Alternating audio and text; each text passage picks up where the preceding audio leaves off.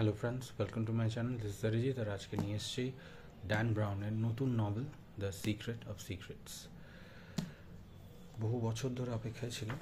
ওনার যে last novel যেটা বেরিয়েছিল সেটার নাম ছিল অরিজিন। তারপর প্রায় দীর্ঘ I think it's more than 5 years যারা ড্যান ব্রাউনের ফ্যান, যারা ড্যান ব্রাউনের লেখা পড়েন, তার নভেল পড়েন, তাদের জন্য অপেক্ষায় ছিলাম। এবং এবছর এটা লাস্ট ইয়ারই অ্যানাউন্স হয়ে গেছিলো যে সেপ্টেম্বরের 9th of September 2025 এটা রিলিজ হবে। তো আই ওয়াজ ওয়েটিং। এবং আমি আমার আগের ভিডিওগুলোতে যে বলেছিলাম যে আমি পুজো বার্ষিকীর বাজেট কাটলমেন্ট করতে হয়েছে for a particular book, and this is the book. এটার জন্য এটা হচ্ছে ড্যান ব্রাউনের আদার্স নভেল। আশা করি আপনারা সবাই জানেন, যদি না জেনে থাকেন তার জন্য একবার দেখে নেবেন। সো এটা তো আই থিঙ্ক খুবই আশা করা যায় না যে কেউ ড্যান ব্রাউনের নাম জানে না। মানে যারা বই পড়েন, যারা ইংলিশ নভেলস পড়েন বা যারা বাংলা নভেল পড়েন, ইভেন তারা ড্যান ব্রাউনের সম্বন্ধে সবাই ওয়াকিবহুল। ওনার একটা নভেল আছে, সেটার নাম হচ্ছে দ্য ভিঞ্চি কোড, যেটার ওপর আপনার খুবই একটা popular cinema Hollywood film release হয়েছিল। এবং ওনার আরও অনেকগুলো অ্যাডাপ্টেশন হয়েছে আর কি ওনার নভেলের। যেমন সেটার নাম হচ্ছে আপনার সরি, এখন ওর নামটা ভুলে যাচ্ছে, আপনি জানেন, আমি লিস্ট থেকে বলে দিচ্ছি। এঞ্জেলস অ্যান্ড ডিমন্স, যেটা অলরেডি অ্যাডাপ্টেড হয়ে গেছে। দ্য ভিঞ্চি কোড, যেটা বললাম, অ্যাডাপ্টেড হয়ে গেছে। দ্য লস্ট সিম্বল, এইটা একটা অ্যাজ আ ওয়েব সিরিজ হিসাবে এসেছিলো। ইনফার্নো অ্যাডাপ্টেড হয়ে গেছে। অরিজিন, যেটা বললাম ওনার লাস্ট নভেল। এবং ডিজিটাল ফোর্ট্রেস এবং ডিসেপশন পয়েন্ট, যেটা এটা আপনার রবার্ট ল্যাংডন সিরিজের মধ্যে পড়ে না, বাট আদার্স এইগুলো পুরো রবার্ট ল্যাংডন সিরিজের মধ্যে পড়ে। সো যাই হোক, ওনার অনেকগুলো নভেলই অ্যাডাপ্টেড হয়েছে as a films or web series. এটা ওনার লেটেস্ট উপন্যাস। বহু বছর ধরে উনি লিখেছেন এবং এটা বলা হচ্ছে যে উনি এটা আর কি মানে একটু পাথ ব্রেকিং, খুবই একজন মানে কি বলবো, একটা খুবই ব্রেক থ্রু একটা উপন্যাস। ড্যান ব্রাউনের প্রত্যেকটা উপন্যাসই খুব অসাধারণ হয়। ওনার লেখনির যে ধরন, যেভাবে উনি লেখেন, যেভাবে উনি বাঁধেন, প্রত্যেকটা চ্যাপ্টার যেভাবে উনি শেষ করেন, it's edge of a seat.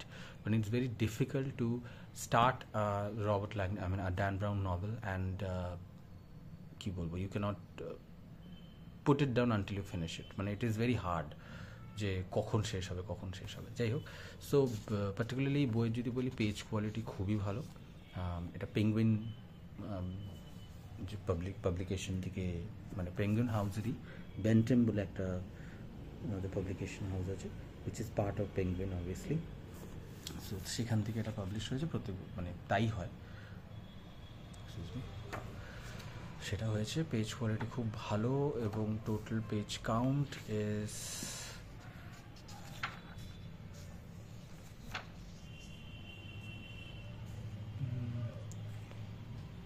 675. So that's it for this video. আমি বেশি বড় করতে চাই না। This is the guy, the genius.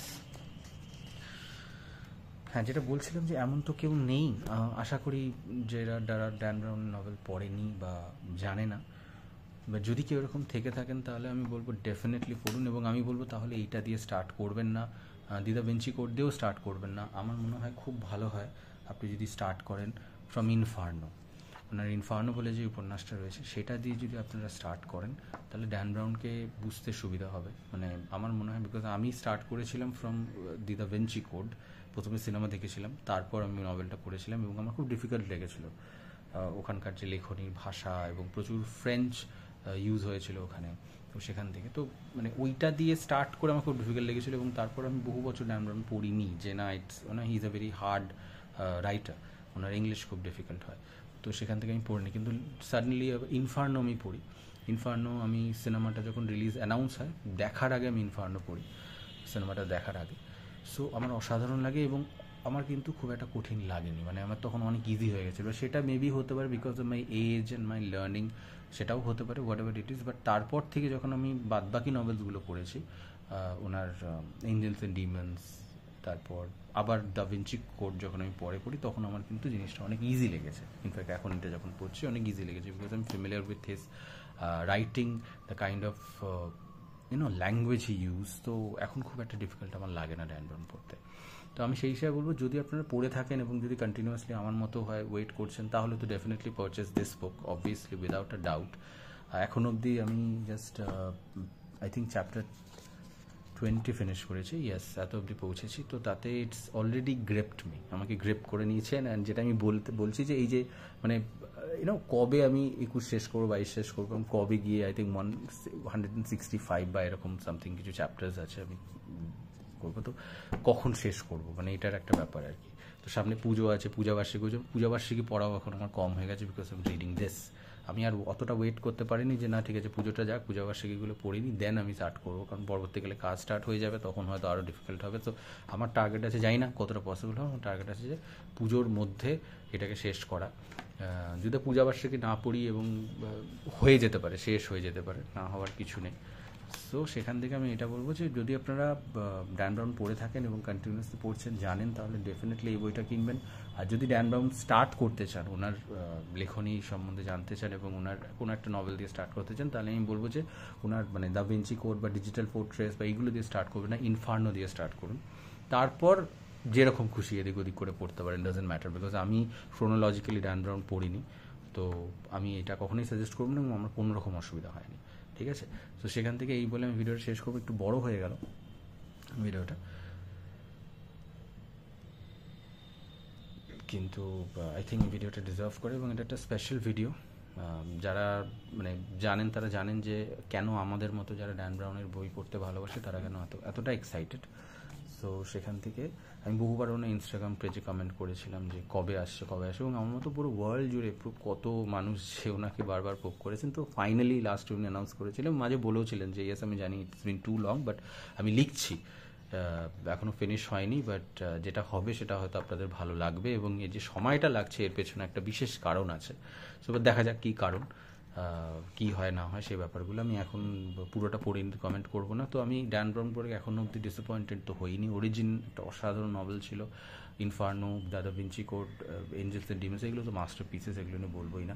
তো আশা করি এটাতেও আমি ডিসঅ্যাপয়েন্টেড হব না, আপনারাও হবেন না। সো ড্যান ব্রাউন যদি না পড়ে থাকেন, আমি সাজেস্ট করবো ড্যান ব্রাউন পড়ুন, ইংলিশ নভেল পড়ুন। এবং এটা মানে উনি যেই ওনার জনারটা হচ্ছে হিস্টোরিক্যাল ফিকশন অ্যান্ড রিলিজন, ঠিক আছে, মানে উনি যে এবং মাইথোলজি এবং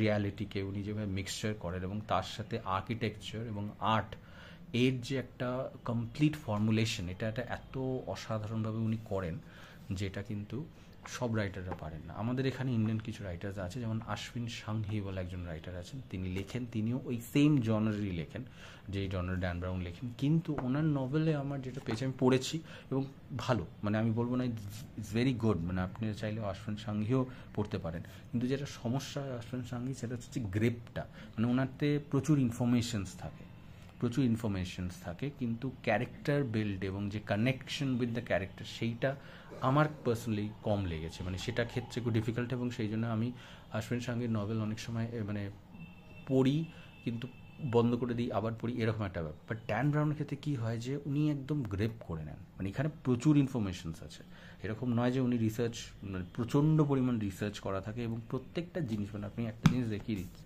যদি আপনি দেখেন এখানে, এই জন্য ভালো লাগে বিশেষ করে, বিকজ একটা জিনিস